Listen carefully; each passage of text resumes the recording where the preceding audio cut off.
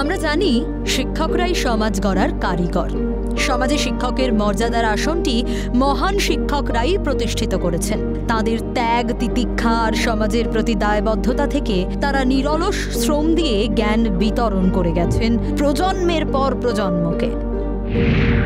দমদমের কিশোর ভারতীর প্রাণপুরুষ মিহির সেনগুপ্ত ঠিক তেমনই একজন মহান শিক্ষক ছিলেন। গত 1 বছর তিনি পরপারে চলে গেলেও তার আদর্শ আজও অনুসরণ করে চলেছে কিশোর ভারতীর মতো শিক্ষা প্রতিষ্ঠান এবং তার সঙ্গে যুক্ত প্রত্যেকে। বৃহস্পতিবার তাই প্রয়াণ দিবসে মিহির সেনগুপ্তের স্মরণে কিশোর ভারতী বিদ্যালয়ের বিভিন্ন শাখায় তার উদ্দেশ্যে করা হলো শ্রদ্ধা জ্ঞাপন। পাশাপাশি এদিন রাধাকান্ত নন্দী স্মৃতি মঞ্চে মিহির সেনগুপ্তের উদ্দেশ্যে পুষ্পার্ঘ্য দিয়ে শ্রদ্ধা জানানোর পাশাপাশি কথায় গানে তাঁকে স্মরণ করলেন উপস্থিত প্রত্যেকেই। কিশোর ভারতী ছিল মিহির সেনগুপ্তের চোখে ছাত্র তৈরির কর্মশালা। বরাবরই কর্মে বিশ্বাসী ছিলেন বামপন্থী এই শিক্ষাবিদ। মিহির সেনগুপ্তের ব্যক্তিত্বের আকর্ষণে অনুপ্রাণিত হয়েছেন বহু মানুষ। তবে তার কথা 2-1 কথায় বলে শেষ করা যাবে না, কারণ তিনি মহাসমুদ্র। এমনটাই জানালেন কিশোর ভারতী উন্নয়ন সংস্থার সম্পাদক সনৎ ঘোষ। মিহির সেনগুপ্তকে চেনা এবং মিহির সেনগুপ্তকে বোঝা বা তার সম্পর্কে কিছু বলা 2-1 কথার মধ্যে সীমাবদ্ধ রাখা যায় না। মিহির সেনগুপ্ত হচ্ছেন একটা মহাসমুদ্র এবং তারকে আমি বলতাম বটবৃক্ষ, এবং সেই বটবৃক্ষের ছায়ায় আমরা আছি। প্রথম থেকেই বিপ্লবী সমাজবাদী তত্ত্বে বিশ্বাসী ছিলেন মিহির সেনগুপ্ত। রাজনীতির সঙ্গে যুক্ত হলেও বিদ্যালয়ের অন্দরে রাজনীতিকে প্রবেশ করতে দেননি। তাই মিহির সেনগুপ্তের মৃত্যুর 1 বছর পরেও তাঁর আদর্শ আজও অনুসরণ করে চলেছে কিশোর ভারতীর মতো শিক্ষা প্রতিষ্ঠান। তার রাজনৈতিক জীবন যেটা ছিল, সেই রাজনৈতিক জীবনের বা তথাকথিত যে রাজনৈতিক যে কথা, সেই কথা কিন্তু তিনি ছাত্রদের মধ্যে, স্কুলের মধ্যে রাজনীতি তিনি প্রবেশ 1 বিন্দু করেননি।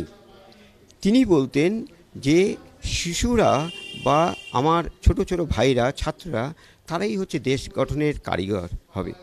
এবং তিনি যখন এই স্কুলটা প্রতিষ্ঠা করেন 1965 সালে, তার আগে থেকেই তিনি কিন্তু রাজনৈতিক কর্মকাণ্ড, সমাজের বিভিন্ন রকম কাজকর্মের সাথে তিনি ওতপ্রোতভাবে যুক্ত ছিলেন। বামপন্থী রাজনীতিতে বিশ্বাসী হলেও রবীন্দ্রসঙ্গীতের প্রতি আমৃত্যু টান অনুভব করতেন মিহির সেনগুপ্ত। ছাত্রাবস্থায় বাংলাদেশ থেকে এদেশে আসার পর ক্রমশ শিক্ষা বিপ্লবী হয়ে ওঠেন মিহির সেনগুপ্ত।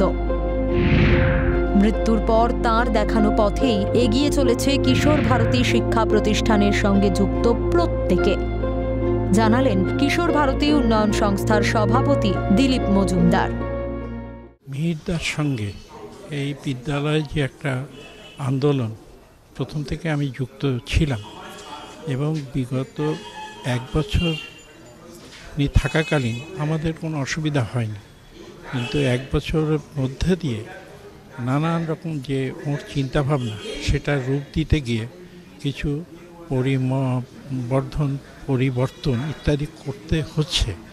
এবং একটা যে বেসিক যে ব্যাপারটা, সেটা হচ্ছে আমাদের এই বিদ্যালয় যে চিন্তাভাবনা, তার চিন্তাভাবনার যে রাবীন্দ্রিক চিন্তাভাবনা, সেটাকে রূপ দেওয়ার ব্যাপারটা থেকে কেউ সরে যায়নি, আমরাও সরছি না।